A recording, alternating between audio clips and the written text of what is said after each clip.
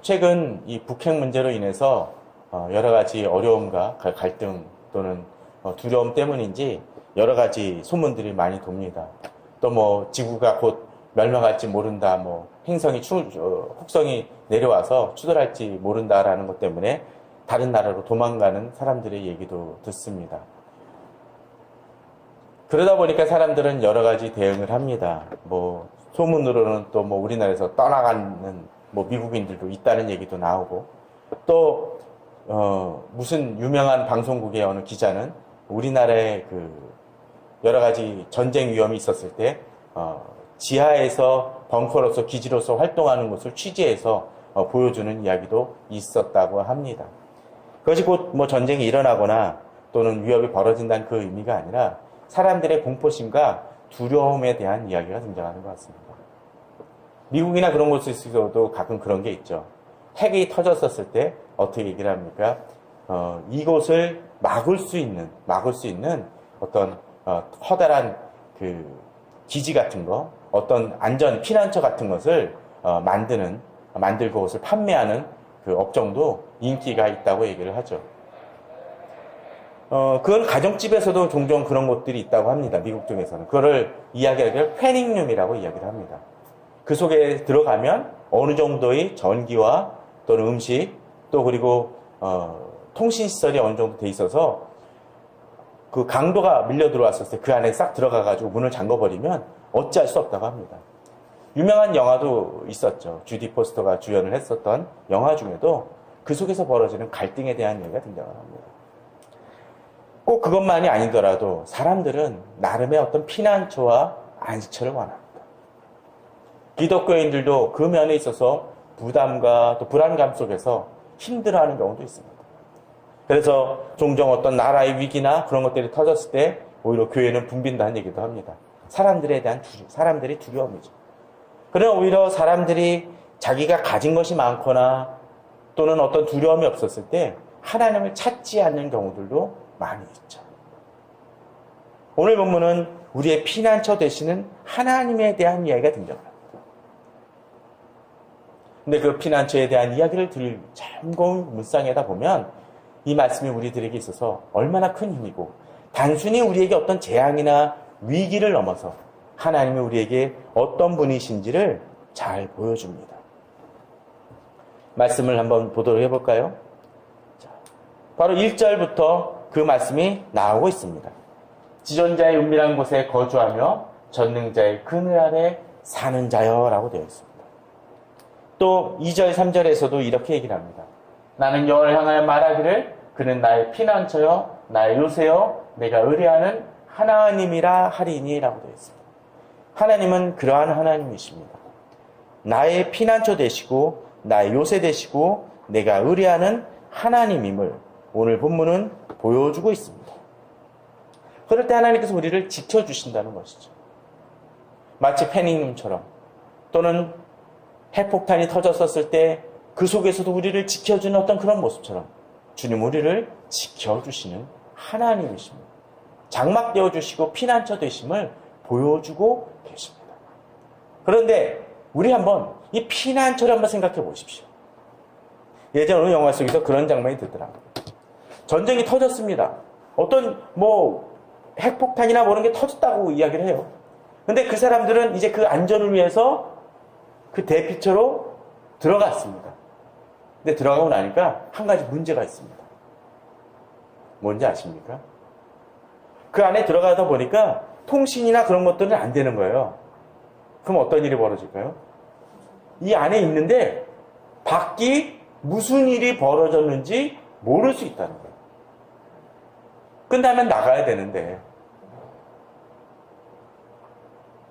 나가지 못하는 경우들이 있다는 것이죠.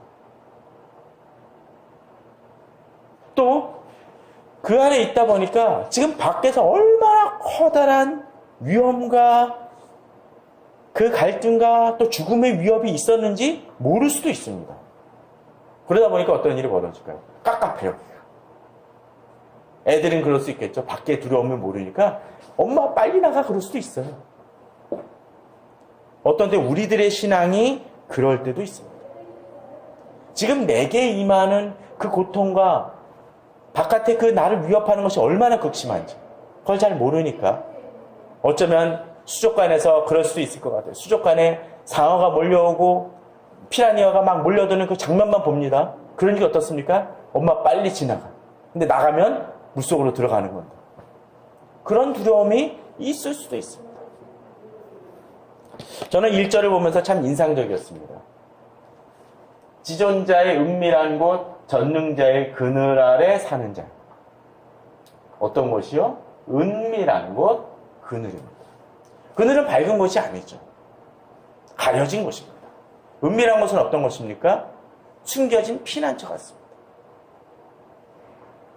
예전에 제가 고양이를 기를 때도 그런 모습들이 있습니다. 고양이를 잊어버리면 꼭 고양이가 가는 곳이 있습니다. 처음에 잘 못 찾다가 가는 곳이 있습니다. 어떤 곳입니까? 침대 밑이라든가 밖으로 나가면 창고 깊숙이 어디 으슥한 곳입니다. 그곳이 안전하다라고 생각을 하는 것이죠. 이창동 감독의 유명한 영화 중에 밀양이라는 영화가 있습니다. 저는 오래전에 봐서 잘 기억은 안 나는데 근데 제가 그 영화를 보면서 짧게 감상을 썼던 것이 기억이 납니다. 밀양은 어느 살인자에게 자기 딸을 잃은 어느 여자의 이야기입니다. 그로 인해서 신앙을 갖습니다. 나 신앙을 가지면서도 나중에 용서하고자 하는 마음을 갖게 됩니다. 그래서 살인자를 찾아갑니다. 방문을 하죠. 그러 내가 당신을 용서해 주겠습니다 라고 얘기를 하려고 그러는데 이 사람이 이미 믿어버린 거야. 그러면서 저는 하나님의 용서를 받았습니다 라고 얘기를 합니다. 그러니까 이 여자는 충격을 받았습니다. 아니 내가 고통을 받는 사람인데 내가 용서해 주기 전에 자기가 용서받았다 그래? 그로 인해서 하나님에 대한 불신과 답답함과 그것으로 인해서 폭발하는 것이 그 영화입니다. 그런데 그 영화는 반기독교적인 것 같으면서도 구원의 가능성을 약간씩 보여줍니다. 살인자의 딸을 만나는 장면이라든지 하나님을 찾는 장면들이 군데군데 등장을 합니다. 또 그러면서도 이 영화의 제목 자체가 커다란 의미를 지니고 다가오는 것 같습니다. 이건 제 해석일 수도 있음을 전제로 하고 얘기합니다. 그 도시, 그 영화 제목이 어떤 것이요? 밀양입니다. 이거는 어떤 그 사전적 단어는 아니고 지역명입니다.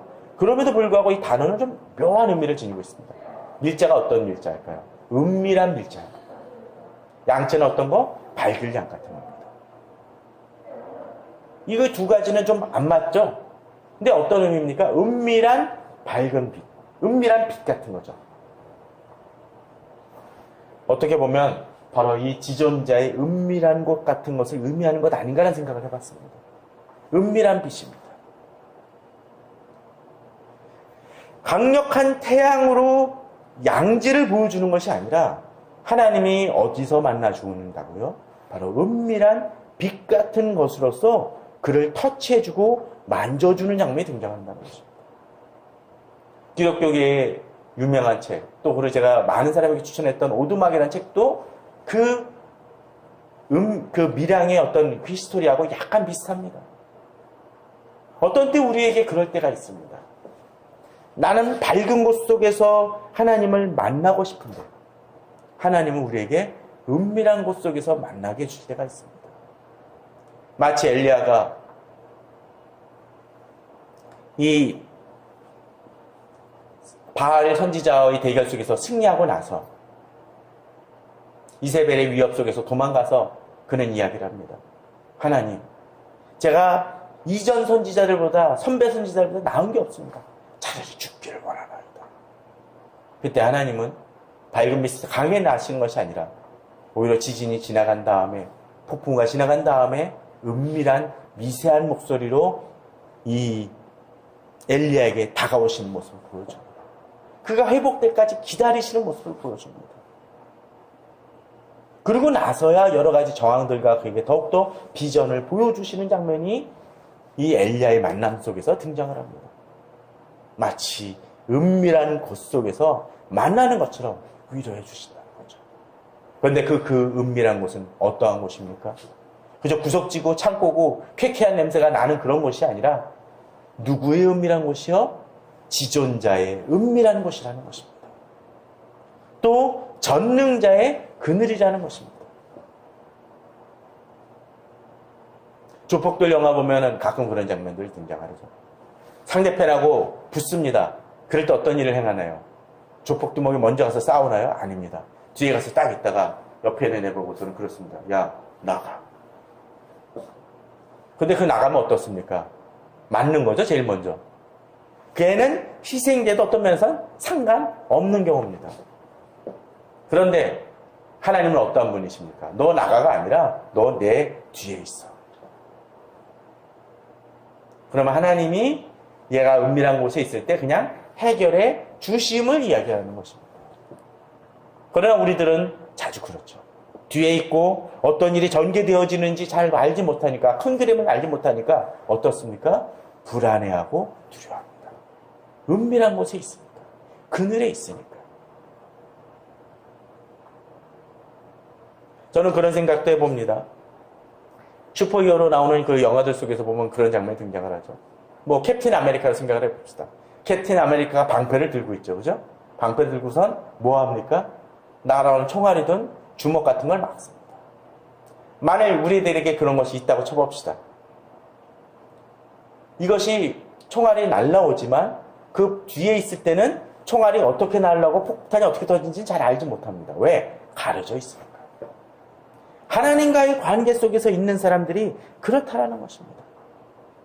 그런데 오늘 본문을 보게 되면 이제 그렇게 하나님께서 그러한 하나님 우리의 피난처 되어주시고 장막이 되어주시는데 어떠한 일이 벌어지는지를 이제 3절에서부터 보여줍니다. 3절 특별히 어떻습니까? 사냥꾼의 올무와 심한 전염병. 올무는 분명히 보이는 어떤 덕 같은 것이죠. 그 다음에 전염병은 어떻습니까? 우리 주변에서 스며들어 오는 것입니다. 그 속에서 우리를 어떻게 하신다고요? 건지실 것이라고 되어 있습니다. 자, 그런데 사실은 3절에서부터 이 13절까지 보게 되면 이 내용들이 너무나 많이 등장을 합니다. 자, 3절은 방금 봤었죠? 4절은 어떻습니까? 그의 날개 아래 피하고 덮으시고 또 주님께서 방패와 손방패가 되어주셔서 감싸주는 장면이 등장을 하죠. 6절은 어떻습니까? 재앙을 두려워하지 아니하게 되고 7절엔 어떻습니까? 이 재앙이 내게 가까이 하지 못할 것이라고 되어 있고 8절은 악인들의 보응을 봅니다. 오히려. 그리고 10절에선 화가 내게 미치지 못하고 재앙이 내 장막에 가까이 오지 못할 것이라고 되어 있습니다. 또 11절에선 모든 길에서 우리를 어떻게 하십니까? 지키신다는 것이죠. 또 12절에선 발이 돌에 부딪히지 아니하게 할 것이라고 되어 있고 13절에서도 발로 누리로다라고 그 대적을 물리칠 것이라고 하나님은 약속해 주심을 보여줍니다. 그렇습니다. 하나님이 우리의 피난처 되어주신다는 것은 하나님이 우리를 지키시고 보호하시는 것을 이야기합니다. 우리가 비록 지존자의 그늘 아래 있고 하나님의 은밀한 곳에 거해서 정확하게 상황이 어떻게 전개되어지는지는 알지 못한다 할지라도 하나님이 나를 지키시고 건지십니다. 물론 그 속에서 그늘 아래 있기 때문에 어떤 때 두려울 때가 있습니다. 상황을 알지 못하니까 겁날 수 있습니다.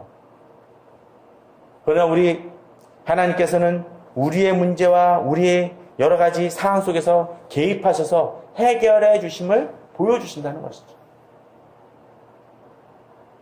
기도로 나아갈 때 그럴 수 있습니다. 제가 아까 얼핏 신앙을 포기했던 어떤 사람이 회복했다는 얘기를 했습니다. 몇 달 전인가 블로그로 연락이 와서 잠시 상담을 하고 전화 한두 번 하고 카톡으로 몇 번 했던 사람이 있었습니다. 근데 자신의 어떤 콤플렉스와 어떤 그런 것으로 인해서 결국은 문제로 인해서 더 이상 교회에 상처받기 싫다고 해서 교회 다니기를 포기한다고 이야기를 했습니다.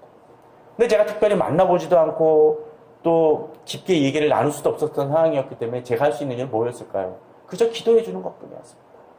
근데 지난주에 문자가 왔습니다. 그때는 제가 경험이 없어서 더 이상 얘기 드릴 수 없었습니다. 그런데 다시 괜찮은 교회에 나가서 신앙생활을 시작했습니다라고 얘기합니다. 감사하다고 얘기하더라고요. 전 그분의 상황에 대해서 알지 못합니다. 지금도 모릅니다. 얼굴도 본 적이 없습니다.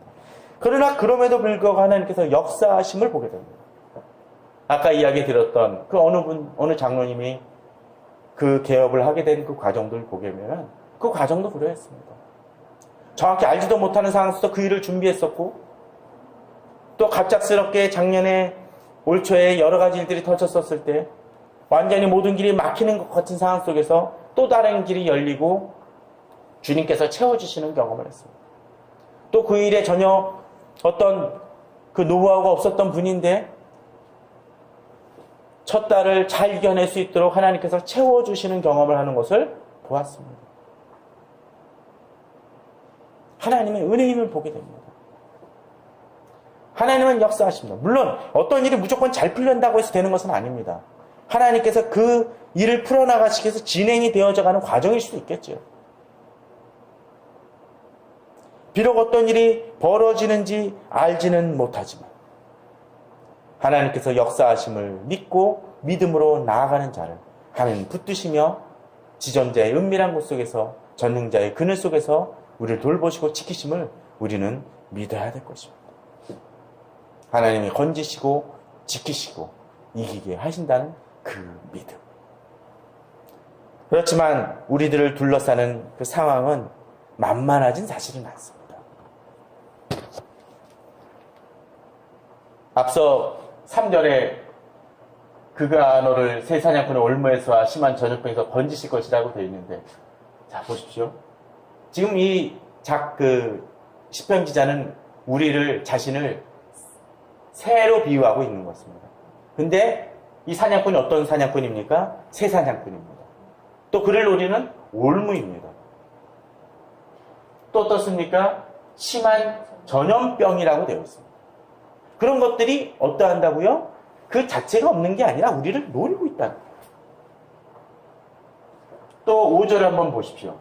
저는 5절을 볼 때 시간과 그를 위협하는 위협에 대해 나눠서 생각을 해봤습니다.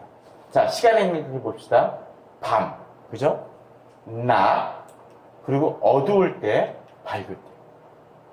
그것은 어떤 것입니까? 낮과 밤을 가리지 않고 우리 시기를 생각하지 않고 공격해 온다는 것입니다. 한번 그 생각을 해보십시오. 24시간 중에 내게 어려움이 딱 정해진 시간에만 온다고 쳐봅시다. 그러면 그래도 견딜만 할 거예요. 그 시간만 대비하면 되니까. 근데 여기 경우는 어떻습니까? 밤, 낮, 어두울 때, 밝을 때 이렇게 되면 잠을 못 자는 거죠. 그런데 또 오는 것은 어떻습니까? 밤에 찾아오는 공포. 예전에 그런 영화 있었죠? 불만 꺼지면 탁탁탁 다가오는 어떤 귀신 영화? 얼마나 공포스러울까요? 예전에 공포 영화 중에 나이트메어라는 영화가 있었습니다. 그 영화는 잠을 잘 수가 없습니다. 왜? 잠을 자면 악몽 속에서 그 괴물이 나옵니다. 물론 그 영화들은 비기독교적인 영역을 추천하는 것도 아니지만 말 우리들 삶 속에 있어서 잠을 잘 수 없는 고통이 있다면 얼마나 힘들겠습니까? 또 낮에 날아드는 화살, 깨있으면 언제 순간 확 날아오는 화살, 또 어두울 때 퍼지는 전염병, 잠만 자면 뭔가 밀려온다라는, 또 밝을 때는 또 재앙이 임해요. 24시간이죠. 얼마나 고통스럽습니까? 그런데 하나님이 어떻게 하신다고요? 이런 상황 속에서 우리는 하나님을 의뢰하는 사람은 두려워하지 않게 됩니다. 왜? 하나님이 나를 지키시고 보호하실 것을 믿기 때문에 그렇다는 것입니다. 여기에 우리의 담대함이 있습니다. 여기에 강력한 우리의 믿음이 있습니다. 13절을 한번 볼까요? 거기서 그런 얘기가 등장을 합니다. 우리를 공격하는 것이 어떤 겁니까? 사자와 독사, 또 젊은 사자와 뱀입니다. 성경은 특별히 시편은 대구절이 많이 등장을 합니다. 사자 나오고 젊은 사자 나오고 독사가 나오고 뱀입니다. 그죠?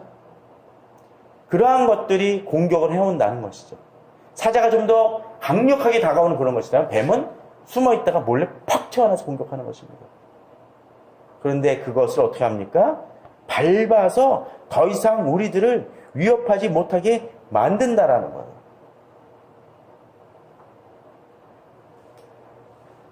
그 다음 구절도 참 재밌습니다. 하나님께서 그가 너를 깃으로 덮으시면서 보호하시기에 우리가 이길 수 있다는 거죠. 5절, 6절 앞에요. 자, 그런데 이제 7절을 한번 생각해 보십시오. 여기서도 만만치 않습니다. 어떻습니까? 1000명이 왼쪽에 있어. 또 10,000명이 오른쪽에 있어요. 대적들이. 그러면 얼마나 힘들까요? 저는 이 구절을 생각할 때마다 그 옛날에 보았던, 오늘 영화 얘기가 나와서 자꾸 나와서 죄송한데, 옛날에 보았던 람보3 장면이 등장을 합니다. 자기가 누군가를 구출을 해가지고 딱 사막 한가운데 있는데, 야, 이젠 좀 어느 정도 벗어났다 싶었는데, 딱 저편 쪽에서 그 당시 소련의 장갑차와 탱크와 기관포와 심지어 헬기까지 등장한 군사들이 때로 몰려옵니다. 그때 람보가 하는 얘기가 있습니다. 자, 한번 쓸어볼까? 물론 혼자서 쓸어버릴 수 없습니다. 그런데 지금 상황이 어떤가요? 1000명이 옵니다. 그 영화 속에서 10,000명은 등장하지 않았어요. 10,000명이 몰려옵니다. 그런데 여기 재미난 구절이 등장을 합니다. 어떤가요? 1000명이 왼쪽에서 10,000명이 내 오른쪽에 있는데 그들이 어떻습니까? 엎드러지다. 이건 분명 재앙이죠. 엄청난 재앙입니다. 이 재앙이 내게 가까이 하지 못할 것이라고 되어 있습니다. 분명히 두려움과 위험과 전쟁의 위험이지만 바로 이렇게 지켜준다는 것입니다. 8절은 오히려 얘기합니다. 오직 너는 똑똑해 보리니 악인들의 보응을 내가 보리로다. 1000명이나 10,000명이 내 왼쪽과 오른쪽에서 밀려오지만 그것은 두려움이 아니라 어떻게 해요? 승리의 증거, 하나님께서 나를 지켜주신다는 표징과 증거가 되어짐을 보여준다는 것입니다. 여기에 그리스도인들의 담대함이 있습니다.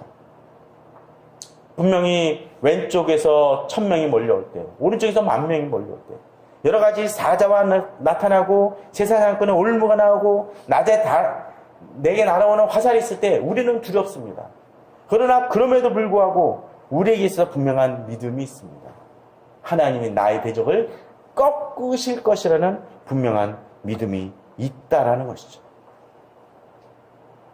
저는 그러한 믿음이 우리 성도님들에게 있기를 소원합니다. 그런데 이게 딜레마가 있습니다. 12절입니다. 그가 너를 위하여 그의 천사들을 명령하사 내 모든 길에서 너를 지키실 것이라 라고 되어 있고, 자, 그들이 그의 손으로, 죄송합니다, 너를 붙들어 바리돌에 부딪히지 아니하게 하시리로다 하고 되어 있습니다. 이 구절 어디서 많이 보던 구절 혹시 아니십니까? 잘 모르시나요? 이 구절은 복음서에 등장하는 구절입니다. 바로 사단이 3가지 시험으로 예수님을 시험할 때 예수님을 성전 꼭대기에 올려놓고 너 하나님의 아들은 뛰어내려라. 뛰어내리면 어떻게 한다고요? 바로 이 구절을 인용을 하면서 그들이 그들의 손으로 너를 붙들어 발이 돌에 부딪히지 아니하게 하리로다고 되어 있습니다. 사단도 성경 구절을 인용하면서 도전을 줍니다. 맞습니다. 그 약속의 구절이에요. 성경에 쓰여진 구절이에요. 그거는 사단이 이야기를 했지만 분명한 하나님의 말씀입니다. 그런데 예수 그리스도는 뭐라고 그러셨습니까? 너희 하나님을 시험치 말라고 이야기합니다. 왜 그렇습니까? 하나님의 약속을 자의적으로 해석을 하고 자신의 이기적인 목적을 가지고 행하려는 사단, 시험의 도구로 사용하는 사단이기 때문에 그 말씀에 대한 반발인 거죠. 아니, 마치 이런 것입니다. 아기가 이런 높은 데서 엄마 하면서 바로 옆에 있는데 뛴다면 우리는 받겠죠, 당연히. 그런데 한 40, 50 먹은 아들이 할머니가 여기 한 80, 그 어머니가 노부인데 엄마 받아줘 그러면서 뛰어내린다면 엄마가 받아주시겠습니까? 못 받아주죠. 또는 그 정도까지는 아니라도 중고생 되는 아들이 엄마한테 그렇게 행긴다면 엄마가 고생일 거예요. 그건 장난이죠, 장난. 사단이 예수 그리스도께 얘기했던 것은 너 증명해보라라고 얘기를 하면서 바로 유혹하는 시험에 지나지 않았습니다. 하나님의 말씀을 이기적으로 적용할 때는 이것은 응답이 되어질 수가 없습니다. 마치 이 세상은 그런 것들이 우리 주변에 많이 있습니다. 이단이 그렇습니다. 이단도 성경 구절을 인용을 해서 하나님의 약속을 그냥 이야기를 합니다. 또 욕심에 붙들린 목사들 경우도 그 설교로서 그렇게 유혹을 할 때가 있습니다. 자기 논리를 강화시키기 위해서 성경을 도구화합니다. 아닙니다. 하나님의 말씀은 그런 것이 아닙니다. 또 이렇게 인용을 하면서 어떻게 합니까? 어떤 때는 가짜 피난처를 만들면서 이곳에 거하라고 얘기합니다.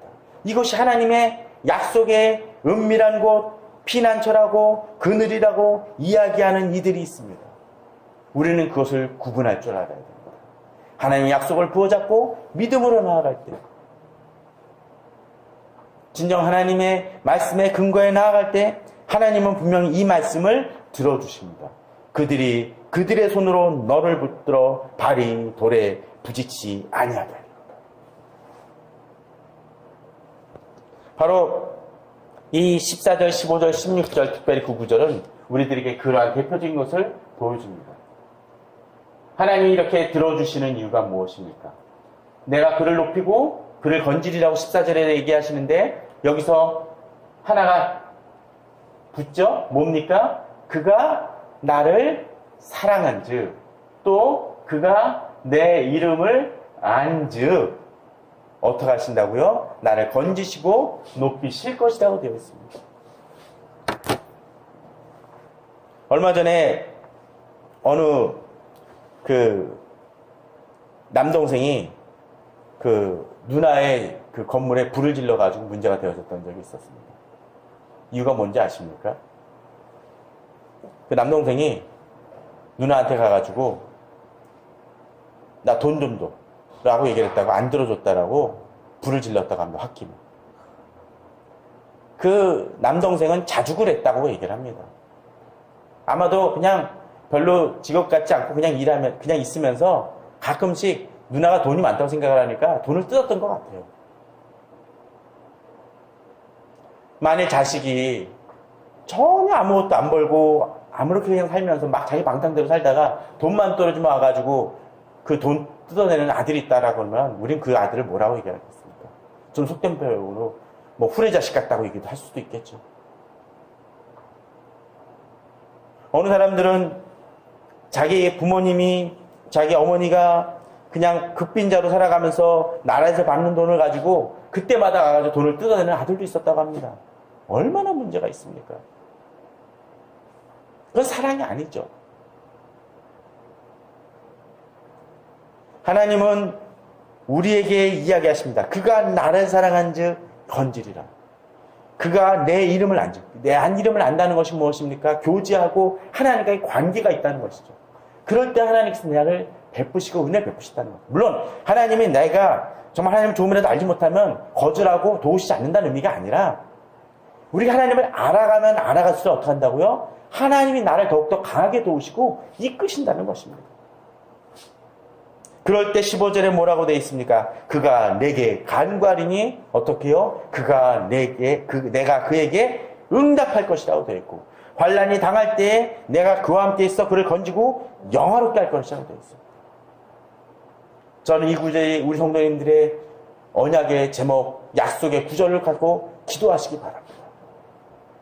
또한 16절은 그렇게 얘기합니다. 단순히 지금의 환난의 문제만 극복하는 것이 아니라 우리 기독교인들은 바로 여기에 대한 믿음이 좀 다릅니다. 세상과는. 세상 사람들은 지금 당장의 문제만 해결되면 그걸로 끝입니다.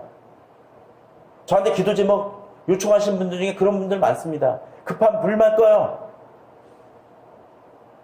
아닙니다. 16절은 좀 더 두준을 줍니다. 내가 그를 장수하게 함으로 그를 만족하게 합니다. 나의 구원을 그에게 보이리라고 되어 있습니다. 무슨 구절이겠습니까? 이건 단순히 그냥 오래 살면 하나님 복 받았다는 그런 의미를 넘어서 진정한 우리들의 일생에 있어서 지금 내게 닥치는 어떤 문제만이 아니라 일생에 있어서 하나님이 나를 장수게 하시고 도우시고 구원하신다는 그 약속의 구절입니다. 그러게 우리는 지금의 순간을 넘어서는 그 믿음이 있어야 됩니다. 특별히 저는 다시 13절을 돌이키며 그 말씀을 되새기고 싶습니다. 내가 사자와 독사를 밟으며 젊은 사자와 뱀을 발로 누리리로다. 특별히 사자는 여기서 일단 제쳐두고라도 독사와 뱀을 생각해 보십시오. 창세기에 보게 되면 그런 구절이 등장을 합니다. 하와가 이제 아담과 하와가 타락을 했었을 때 하와에게 하나님은 그렇게 얘기하십니다. 여자의 후손이 뱀에 대한 징벌을 내리시면서 여자의 후손이 너의 머리를 밟을 것이라고 되어 있습니다. 여기서 여자의 후손은 메시아를 의미합니다. 여기서 등장했던 뱀은 사단이 들어갔음을 얘기합니다. 그럼 어떻게 얘기하겠습니까? 하나님께서 예수 그리스도께서 오셔서 궁극적으로 뱀을 어떻게 합니까? 발로 누른다고 되어 있습니다. 뱀도 손상을 입혀요. 발꿈치 정도는 물죠. 그러나 궁극적으로 발꿈치가 중요합니까? 머리가 중요합니까? 머리가 치명적이죠. 여기도 그렇죠. 뱀을 발로 누를 것이라고 되어 있습니다. 궁극적으로 우리들의 승리, 하나님의 그늘은 어디까지 임합니까? 우리의 영혼의 구원까지 이루고 그것을 완성시키신다는 것입니다. 그러기에 우리는 더욱더 담대함이 있습니다. 세상 사람들은 잠깐의 재물을 가질 수 있을지 모릅니다. 잔머리 굴려가지고요. 불의를 통해서 갑질을 해서 돈을 벌지 모릅니다. 그러나 그것이 끝이 아니라는 거죠. 물론 하나님께서는 인과응보를 통해서 이 세상 속에서도 징벌하시지만 서로 그것이 안 이루어진다 할지라도 하나님이 우리를 붙드시기 때문에 그들은 영혼을 잃을지 모르지만 우리는 영혼을 잃지 않습니다. 구원을 잃지 않습니다. 그러기에 하나님의 궁극적인 승리를 바라보면서 오늘도 우리는 달려가는 것입니다. 지금 당장의 위기를 본다 할지라도 그것이 나를 완전히 패배시킬 수 없음을 믿고 믿음으로 나아가는 것입니다. 저는 그러한 믿음을 가지고 나아가시기 바랍니다. 어떤 때 우리가 지금 어두운 것 같고 답답할지 모릅니다. 그러나 그런 속에서도 하나님은 우리에게 바로 미량 같은 은밀한 곳, 그늘 속에서 우리를 지키시고 보호하십니다. 나는 지금 날아오는 화살이 두려워하지만 어쩌면 하나님은 이미 내 앞에서 1000명을, 내 오른쪽에서 10,000명을 무너뜨리고 계심을 내가 은밀한 곳에 거하기 때문에 깨닫지 못할지도 모릅니다. 그러나 하나님은 나를 지키심을 믿고 믿음으로 나아가시고 승리하신 우리 성도님들 되시기를 바랍니다. 그러기 위해서 더욱더 주님의 말씀을 사모하고 묵상하면서 기도하면서 주를 의뢰하고 주님이 지존자 되심을 깨닫고 전능자 되심을 묵상하는 우리 성도님들 되시기를 주님의 이름으로 축원합니다.